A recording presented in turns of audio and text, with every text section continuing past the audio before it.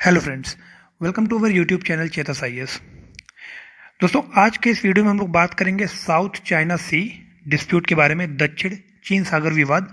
Friends, basically 3 fundamental questions हैं जिनका उत्तर इस वीडियो के माध्यम से हम ढूंढने का प्रयास करेंगे। क्वेश्चन है फ्रेंड्स हमारे वाई, वेयर एंड व्हेन। मतलब ये जो विवाद है साउथ चाइना सी डिस्प्यूट, ये क्यों है, कहाँ पर है और कब कब हुआ है। तो फ्रेंड्स, इन तीनों प्रश्नों का क्रिस्टल क्लियर जवाब ढूंढने का हम लोग प्रयास करेंगे इस वीडियो के माध्यम से। Okay friends, so let's start. तो फ्रेंड्स, अगर साउथ चाइना सी की जियोग्राफिकल लोकेशन की हम बात करें तो आप देखें ये वाला जो रीजन है ये आपका साउथ चाइना सी का रीजन है। यहाँ पर आपका साउथ ईस्ट एशियन कंट्रीज और साउथ चाइना सी के अगर आप ईस्ट में देखें तो यहाँ पर आपको मिलेगा पैसिफिक ओशन और फिलीपींस के थोड़ा सा बगल में आपको मिल जाएगा फिलीपींस सी। उसी तरह अगर साउथ चाइना सी के वेस्ट में देखें तो ये आपका स्ट्रेट ऑफ मलक्का है और स्ट्रेट ऑफ मलक्का के आगे आपको मिल जाएगा इंडियन ओशन। तो जो साउथ चाइना सी है फ्रेंड्स, ये इंडियन ओशन और पैसिफिक ओशन के बीच में एक बफर जोन का काम कर रहा है। यहाँ पर फ्रेंड्स अगर इसकी बाउंड्री की बात करें, जो साउथ चाइना सी की बाउंड्री है, तो ये चारों तरफ से एशियन कंट्रीज से घिरा हुआ है। एशियन कंट्रीज कौन सी हैं friends? Association of south east Asian nation, 10 countries उसके मेंबर्स हैं, अभी मैं आगे बताऊंगा आपको।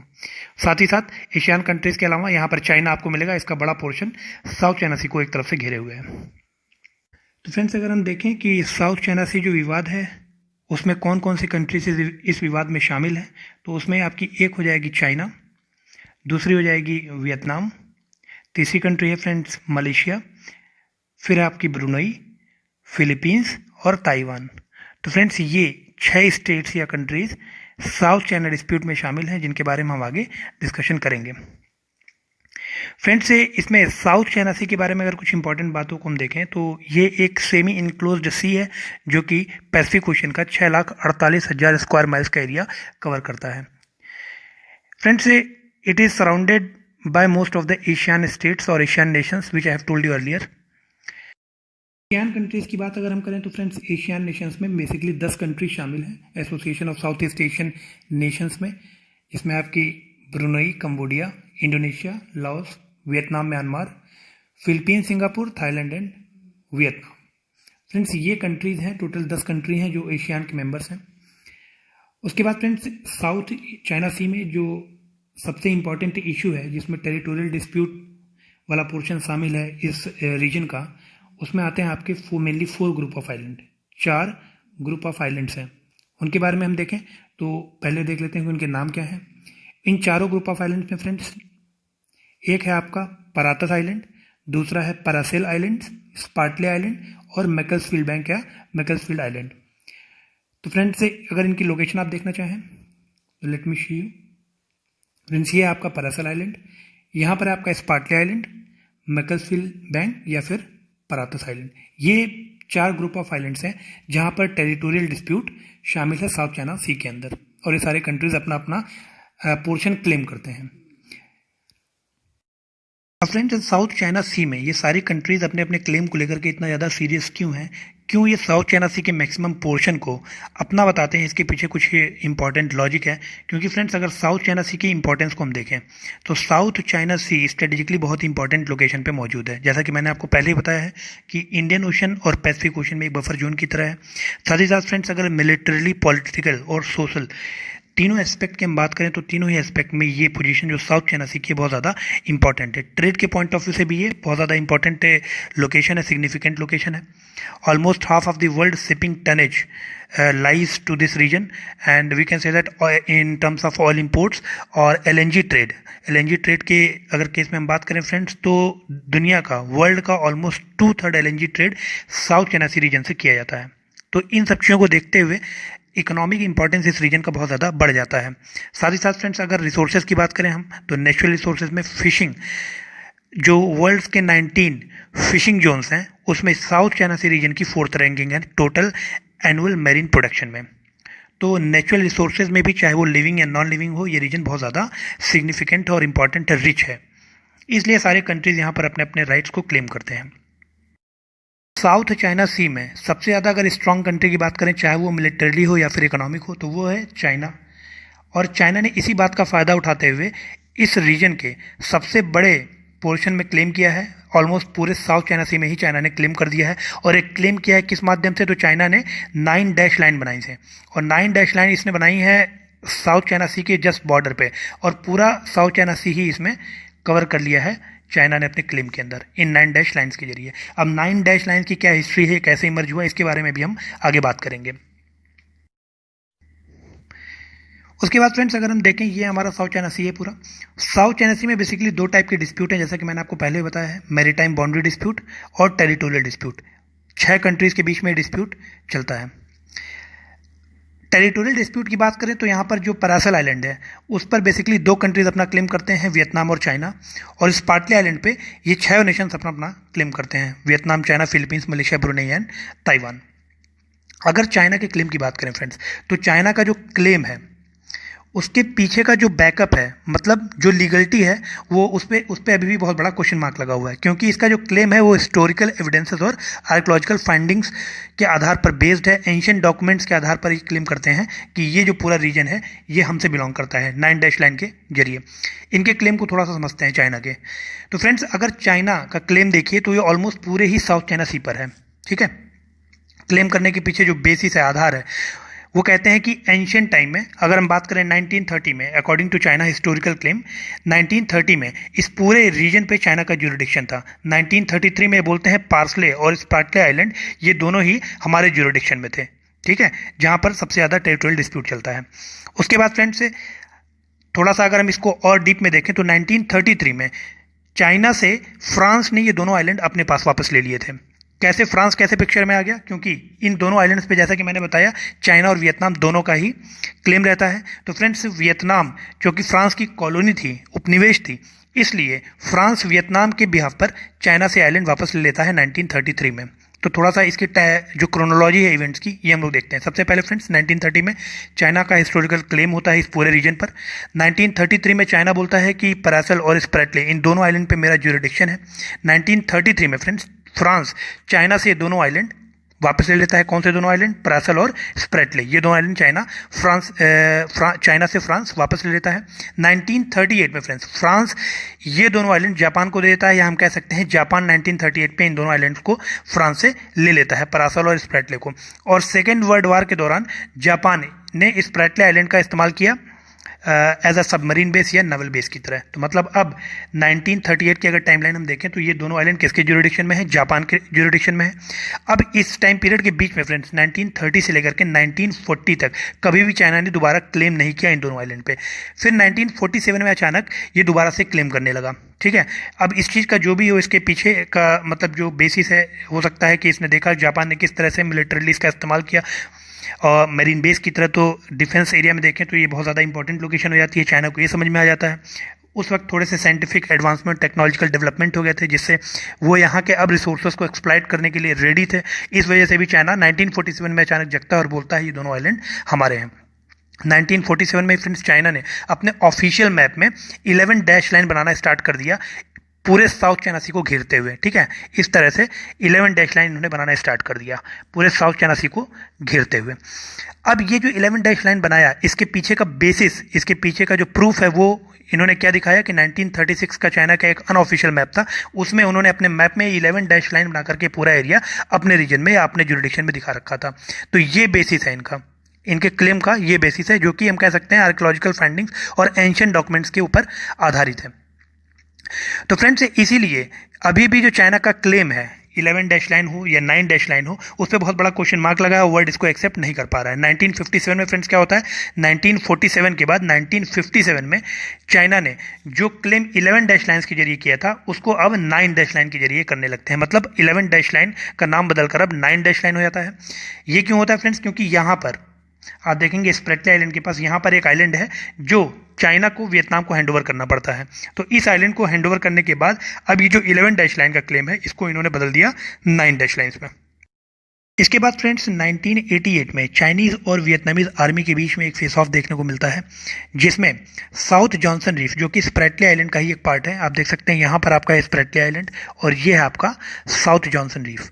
1988 में यहाँ पर इस जगह पर चाइनीज और वियतनामीज आर्मी के बीच में एक फेस ऑफ होता है, जिसमें बहुत सारे चाइनीज सोल्जर्स मिल करके 64 वियतनामी सोल्जर्स को मार देते हैं। तो इस वायलेंस के कारण एक एग्रीमेंट किया जाता है 1995 में चाइना और एशियान नेशंस के बीच में। एग्रीमेंट क्या होता है फ्रेंड्स कि अब फर्दर कोई भी कंट्री इस रीजन में किसी भी तरह का मिलिट्री कंस्ट्रक्शन नहीं करेगी। ये एग्रीमेंट किया जाता है 1995 में, लेकिन इस एग्रीमेंट को ब्रीच करते हुए 1998 में चाइना मिस्चीफ रीफ पर अपना मिलिट्री कंस्ट्रक्शन स्टार्ट कर देता है। तो फ्रेंड्स, इस एग्रीमेंट का सम्मान न करते हुए चाइना मिस्चीफ रीफ पर अपना मिलिट्री कंस्ट्रक्शन स्टार्ट कर देता है। तो इस तरह से हम देखते हैं फ्रेंड्स कि जहां पर इस तरह की मैरीटाइम ओवरलैपिंग होती है, इस तरह के टेंशन्स क्रिएट होते हैं। अब स्प्रेटले आइलैंड पे जो टेंशन क्रिएट हुआ, आप देख सकते हैं यहाँ पर जो स्प्रेटले आइलैंड है, यहाँ पर जो टेंशन क्रिएट हो रहा है, यहाँ पर केवल वियतनाम और चाइना की ही मैरीटाइम टेरिटरी ओवरलैप नहीं कर रही है, बल्कि अगर हम देखें तो यहाँ पर जो अदर नेशंस हैं, लाइक अगर मलेशिया की बात करें, ब्रुनोई को हम देखें, फिलीपींस को देखें, तो इन सबकी टेरिटरी आपस में ओवरलैप कर रही है और इस रीजन को बहुत ज़्यादा टेंस कर दे रही है। ठीक है, तो इस तरह की मैरीटाइम टेरिटरी ओवरलैपिंग के कारण जो टेरिटोरियल डिस्प्यूट क्रिएट हो रहे हैं कंट्रीज के बीच में, ऐसे डिस्प्यूट को रिजॉल्व करने के लिए 1982 में एक लेजिटिमेट बॉडी यूनाइटेड नेशंस के द्वारा बना दी जाती है, जिसे हम यूएन क्लॉज के रूप में जानते हैं, United Nation Convention on the Law of the Sea. Friends, United Nations 2009 में यूएन क्लॉज के जरिए इन सारी कंट्रीज़ को जिनका साउथ चाइना सी में डिस्प्यूट चल रहा था, उन सारी कंट्रीज़ को बुलाता है और कहता है कि आप अपने नए टेरिटोरियल लाइंस को यहाँ पर आकर के सबमिट कीजिए। यूनाइटेड नेशंस के इस आह्वान के बाद केवल 3 कंट्रीज़ यूनाइटेड नेशंस में मूव करती हैं और अपने नए टेरिटोरियल क्लेम को सबमिट करती हैं। वो 3 कंट्रीज़ कौन सी थी फ्रेंड्स? एक था आपका वियतनाम, दूसरी है आपकी फ्रेंड्स मलेशिया और तीसरी ब्रुनोई। ये तीनों जाकर के अपने नए टेरिटोरियल क्लेम्स को वहाँ पर सबमिट करते हैं, लेकिन चाइना दोबारा यूनाइटेड नेशंस में मूव करता है और इनके द्वारा सबमिट किए गए क्लेम को यूनाइटेड नेशन से रिजेक्ट करने के लिए बोलता है। यूनाइटेड नेशन ऐसा करने से मना कर देता है, तो चाइना बदले में कहता है कि यूएन क्लॉज के द्वारा जो भी नवल लॉज बनाए जाएंगे हम उन्हें नहीं मानेंगे। तो फ्रेंड्स, अब हम लोग देखते हैं कि United Nation Convention on the Law of the Seas के द्वारा कौन से नवल लॉज बनाए गए हैं। तो फ्रेंड्स, यूएन क्लॉज के अकॉर्डिंग, जो कि 1982 में बनाया गया था ग्लोबल नॉवल लॉज को फॉर्मलाइज करने के लिए, अगर ये किसी कंट्री की कोस्ट लाइन है, ठीक है, तो इससे अगर हम 12 नॉटिकल माइल्स आगे ओशन में निकल जाएं, आप देख सकते हैं, अगर इस तरह से 12 नॉटिकल माइल्स तक हम आगे ओशन में चले जाएं, तो ये वाला जो रीजन होगा ये आपका टेरिटोरियल वाटर होगा। ये रीजन आपका टेरिटोरियल वाटर होगा, टेरिटोरियल सी होगा 12 नॉटिकल माइल्स तक का, जिसमें इनोसेंट पैसेज हम प्रोवाइड करेंगे किसी भी सेलर को। अब इनोसेंट पैसेज क्या है, इसके बारे में भी आगे हम लोग बात करेंगे। उसी तरह फ्रेंड्स, अगर इसके आगे फर्दर हम 12 नॉटिकल माइल्स और आगे निकल जाएं ओशन के अंदर, मतलब टेरिटोरियल सी से 12 नॉटिकल माइल्स तक और आगे हम निकल जाते हैं, तो हमें मिल जाएगा कॉन्टिजियस जोन। ठीक है, यहाँ पर किसी भी कंट्री का कोई राइट नहीं होता है, ये वाला जो रीजन है। उसके बाद फ्रेंड्स, कोस्ट लाइन से ही अगर 200 नॉटिकल माइल्स तक हम आगे निकल जाएं, तो हमें मिल जाएगा exclusive economic zone. Exclusive economic zone क्या होता है फ्रेंड्स? इस पूरे रीजन में, जो कि एक्सक्लूसिव इकोनॉमिक जोन के अंदर आता है, इस पूरे रीजन में किसी भी कंट्री के पास यहाँ के रिसोर्सेज को एक्सप्लॉइट करने के एक्सक्लूसिव राइट्स होते हैं। सी ऑलरेडी मैंने आपको पहले ही बता दिया है कि जो आपका ये टेरिटोरियल सी वाला एरिया है, ठीक है, यहाँ पर किसी भी कंट्री को इनोसेंट पैसेज प्रोवाइड किया जाता है as per UN laws. According to UN clause, anyone can sail through your territorial zone without any military और सर्विलेंस रिसर्च। यहाँ पर कंडीशन यही है कि अगर कोई मिलिट्री और सर्विलेंस रिसर्च आप नहीं कर रहे हैं, तो आपके टेरिटोरियल सी से इजिली आप पास कर सकते हो। ठीक है फ्रेंड्स, यूएन क्लॉज के द्वारा 3 मैरीटाइम फीचर्स को आइडेंटिफाई किया गया, जिसे हम लैंड, रॉक या फिर लो टाइड एलिवेशन बोल सकते हैं। लो टाइड एलिवेशन के बारे में हम लोग नहीं पढ़ेंगे, क्योंकि ये इतना ज़्यादा सिग्निफिकेंट नहीं होता है। लो टाइड एलिवेशन एक ऐसे लैंड का पार्ट होता है जिसके पास 12 नॉटिकल माइल से भी कम का टेरिटोरियल सी होता है। ठीक है, तो इसलिए हमारे लिए इतना इंपॉर्टेंट नहीं है। अब अगर हम बात करें फ्रेंड्स आइलैंड की, ठीक है, तो यूएन क्लॉज के अकॉर्डिंग अगर हम किसी लैंड के पार्ट को आइलैंड कंसीडर कर रहे हैं, तो उसके पास 12 नॉटिकल माइल्स का टेरिटोरियल सी भी होगा, उसके पास 12 नॉटिकल माइल्स का फर्दर कॉन्टिजियस जोन भी होगा, ठीक है, और 200 नॉटिकल माइल्स का उसके पास एक्सक्लूसिव इकोनॉमिक जोन भी होगा। तो ये तीनों किसके पास होंगे? उस लैंड के पार्ट के पास होंगे जिसे हम आइलैंड कंसीडर कर रहे हैं। और आइलैंड कंसीडर करने के लिए यूएन क्लॉज ने दो रूल्स बनाए कि हम किसी भी लैंड के पार्ट को आइलैंड कब मानेंगे, जब वो ह्यूमन हैबिटेशन और इकोनॉमिक एक्टिविटी दोनों को सपोर्ट कर रहा हो। ठीक है, तो ह्यूमन हैबिटेशन और इकोनॉमिक एक्टिविटी को अगर कोई भी लैंड का पार्ट सपोर्ट कर रहा है तो हम उसे आइलैंड मानेंगे, और यदि हम किसी पार्ट को आइलैंड मान रहे हैं तो उसके पास कॉन्टिजियस जोन भी होगा, टेरिटोरियल सी भी होगा और एक्सक्लूसिव इकोनॉमिक जोन भी होगा। उसी तरह friends, according to UN clause, अगर किसी लैंड के पार्ट को हम रॉक कंसीडर कर रहे हैं, ठीक है, तो उसके पास exclusive economic zone 200 nautical miles का नहीं होगा। क्यों? क्योंकि वो ह्यूमन हैबिटेशन और इकोनॉमिक एक्टिविटीज को सपोर्ट नहीं करता है। तो आइलैंड और रॉक के बीच में आपको डिफरेंस समझना बहुत इंपॉर्टेंट है। आइलैंड और रॉक के बीच का डिफरेंस हमें लॉस कन्वेंशन के आर्टिकल 121 से पता चलता है, जो कि क्लियरली मेंशन करता है कि रॉक और आइलैंड के बीच में क्या डिफरेंस है, और इसी कारण ये पूरा इशू बोन ऑफ कंटेंशन बन जाता है इस पूरे रीजन में मौजूद सारे कंट्रीज के बीच में। अगर फ्रेंड सपोज कीजिए कि ये स्पार्टले आइलैंड है, इस पे किसी भी कंट्री का ज्यूरिडिक्शन प्रूव हो जाता है, और परासर आइलैंड पे किसी भी कंट्री का ज्यूरिडिक्शन प्रूव हो जाता है, तो उसके पास 200 नॉटिकल माइल्स का एक्सक्लूसिव इकोनॉमिक जोन भी उसे मिल जाएगा, जिसके कारण आप देखेंगे कि अगर यहाँ पे 200 नॉटिकल माइल्स का एक्सक्लूसिव हम जोन देखें और यहाँ पे 200 नॉटिकल माइल्स का अगर ईईजेड देखें, तो इस तरह से पूरा साउथ चाइना सी लगभग कवर हो जाएगा, और पूरे साउथ चाइना सी के रिसोर्सेज पे उस कंट्री का इकोनॉमिक राइट पक्का हो जाएगा। इसीलिए इतना बोन ऑफ कंटेंशन बना हुआ है इशू इन सारे कंट्रीज के बीच में। फ्रेंड्स, इंटरनेशनल रूलिंग कुछ और ही कहती है। 2016 में एज पर इंटरनेशनल रूलिंग्स, जो आपका परासल और स्प्रेटले आइलैंड है, इसको ये लोग आइलैंड मानते ही नहीं है अगर हम यूएन क्लॉज की बात करें। ठीक है, इसे रॉक कंसीडर किया जाता है। रॉक कंसीडर करने का मतलब हुआ, जैसा कि मैंने आपको पहले बताया है, 200 नॉटिकल माइल्स का एक्सक्लूसिव इकोनॉमिक जोन उसके पास नहीं होगा। अब अगर 200 नॉटिकल माइल्स का ईईजेड नहीं होगा, मतलब किसी भी तरह की इकोनॉमिक मोनोपोली वहां पर नहीं होगी, भले किसी भी कंट्री का उसके ऊपर राइट ऑफ पार्सल और स्प्रेटले के ऊपर।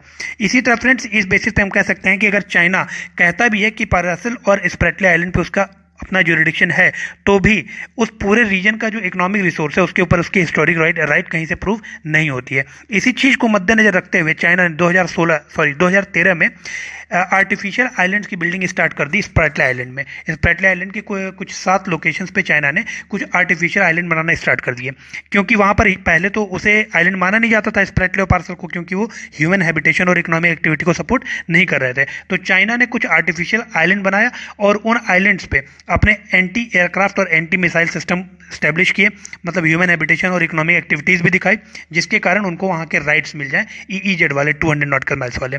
लेकिन इंटरनेशनल प्रेशर के द्वारा उन्हें 2018 में ऐसी बिल्डिंग करने से रोक दिया गया, मतलब 2018 में इंटरनेशनल दबाव उनके ऊपर बहुत ज़्यादा पड़ा, जिसके कारण उन्हें ये आइलैंड बनाने का काम बंद करना पड़ा।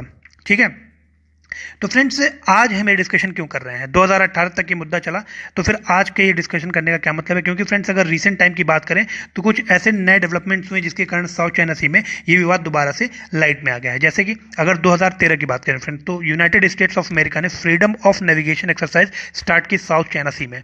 ठीक है, और इस नेविगेशन एक्सरसाइज के दौरान यूएस के कुछ डिफेंस वेसल्स थे जो कि मिस्चीफ रिफ के पास से निकले थे, उसके टेरिटोरियल वाटर से निकले थे।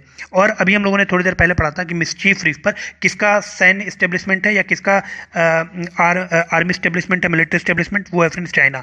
आप याद कीजिए 1995 का वो एग्रीमेंट, ठीक है, 1995 का एग्रीमेंट जो चाइना और एशिया नेशंस के बीच में हुआ था।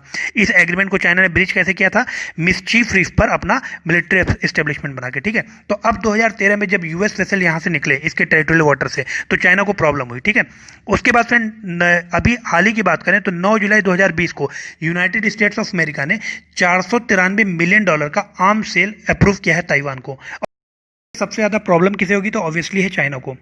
उसके बाद फ्रेंड्स 9 जुलाई के बाद 13 जुलाई 2020 को माइक पोम्पियो, जो कि यूएस सेक्रेटरी ऑफ स्टेट हैं, इन्होंने एक स्टेटमेंट दिया कि चाइना का जो क्लेम है साउथ चाइना सी में वो कंप्लीटली अनलॉफुल है। उसके बाद 19 जुलाई 2020 को यूएस, जापान, ऑस्ट्रेलिया, यहाँ पर ये तीनों मिलकर के ज्वाइंट नावल एक्सरसाइज करते हैं फिलीपींस सी के अंदर। तो अब चाइना देख रहा है कि कहीं ना कहीं अमेरिका का जो रीच है वो साउथ चाइना सी रीजन में बढ़ता जा रहा है, जिससे उसे थोड़ी सी इनसिक्योरिटी फील होती है। 19 जुलाई के बाद फिर 22 जुलाई को ऑस्ट्रेलिया यूनाइटेड नेशंस में चाइना के 9 डैश लाइन को इनकंसिस्टेंट बताता है यूएन क्लॉज के, और इसी के जवाब में 25 जुलाई 2020 को चाइना ने 9 दिन का लाइव फायर एक्सरसाइज करता है साउथ चाइना सी के अंदर, जिसके कारण ताइवान को अपने यहाँ पर स्टेट ऑफ मिलिट्री इमरजेंसी घोषित करनी पड़ जाती है। इसी के तुरंत बाद अगेन माइक पोम्पेयो, जो कि सेक्रेटरी ऑफ स्टेट हैं यूनाइटेड स्टेट्स के, इनका एक ट्वीट आता है और ये बोलते हैं कि South China Sea is not Chinese maritime empire. और फिर इसके बाद मलेशिया भी यूनाइटेड नेशंस में एक स्ट्रांग ऑब्जेक्ट करता है चाइना के 9 डैश लाइन का। तो इस तरह से हम लोग देखते हैं फ्रेंड्स, ट्वीट का जो गेम है वो स्टार्ट हो जाता है, एक दूसरे के खिलाफ यूनाइटेड स्टेट्स और चाइना ट्वीट करते हैं, और जिसके कारण ये इशू दोबारा से एक बार लाइट में आ जाता है। ओके फ्रेंड्स, तो इस तरह से यहाँ पर हमारा ये साउथ चाइना सी डिस्प्यूट का जो लेक्चर है वो खत्म होता है।